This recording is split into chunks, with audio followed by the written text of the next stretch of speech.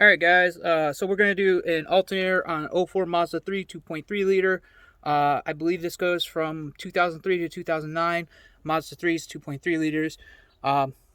Reason we know the alternator is bad, the other day we went to start the car, we were having issues.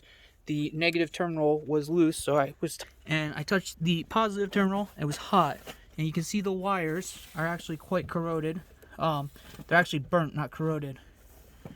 What was happening is this piece right here was actually getting hot enough that it lit up, and you can see it's lit up. So I knew that the wire was probably bad, or the alternator. This wire goes to the alternator.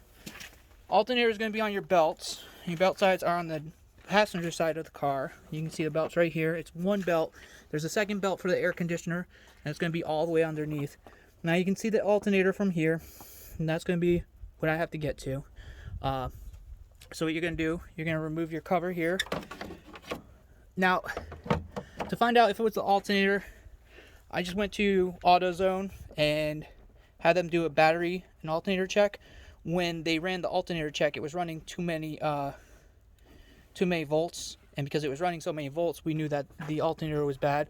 I have a lifetime warranty on it, so it made it much easier. Just got it today. It's snowing, so fun times. And we're going to start by getting in here. This is your tensioner. Hopefully it's not broke again.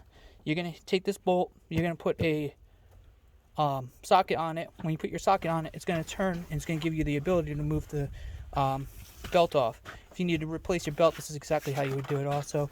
You can see this belt's alright. It's not in the best of condition. It's not in the worst. While it's off, you're going to want to check it. See if there's any cracks or anything like that. Alright guys, give me a minute. We'll get a wrench on it and show you how to do it. Guys, I forgot to add, as you're doing this, make sure you disconnect your negative terminal. You are working on electricity.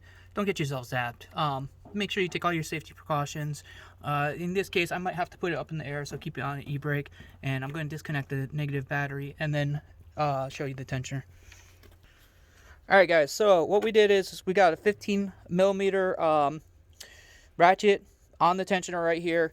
And when I pull it, you can see on the back end here, it's going to move, and the belt is going to get loose. I'm going to take a screwdriver and put it in here. I'm going to need both my hands, obviously.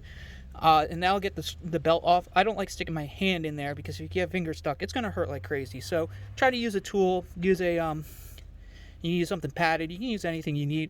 Just try to be careful with the belt when you take it off so you don't rip it. Alright, so I'm going to go ahead and take that off.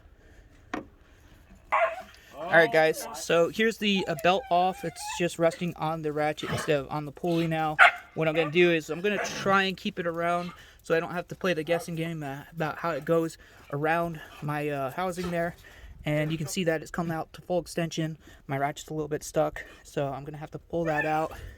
When I pull it out, I'm going to look at the belt, and like I said, you're just going to look for cracks, and you want to look, if I can get the camera right, on the inside of this belt right here. You can see it's pretty clear from here. I'm going to do a little bit more inspection, and then we'll get down to the alternator, which in this car, I usually do it from the ground. I'll probably have to hit this top bolt from up here though, and then do the rest underneath. I think it's 3 bolts.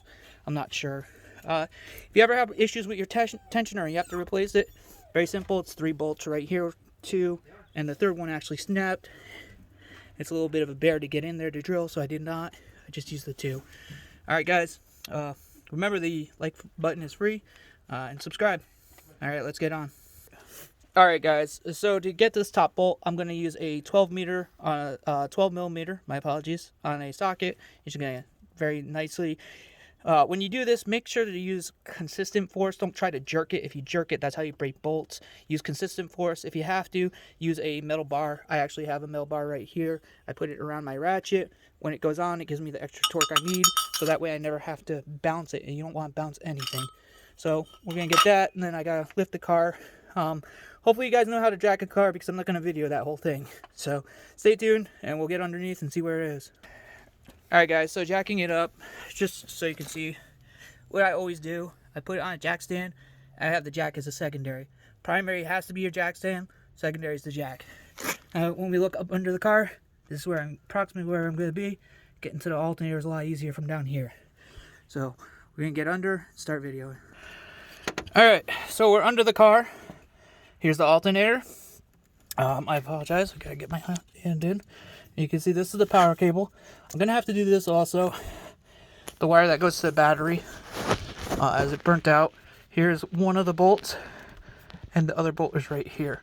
So I'm going to take these 3 bolts out. You saw me take out the top one, and I just have to take out these 2, and we'll be able to pull the alternator off.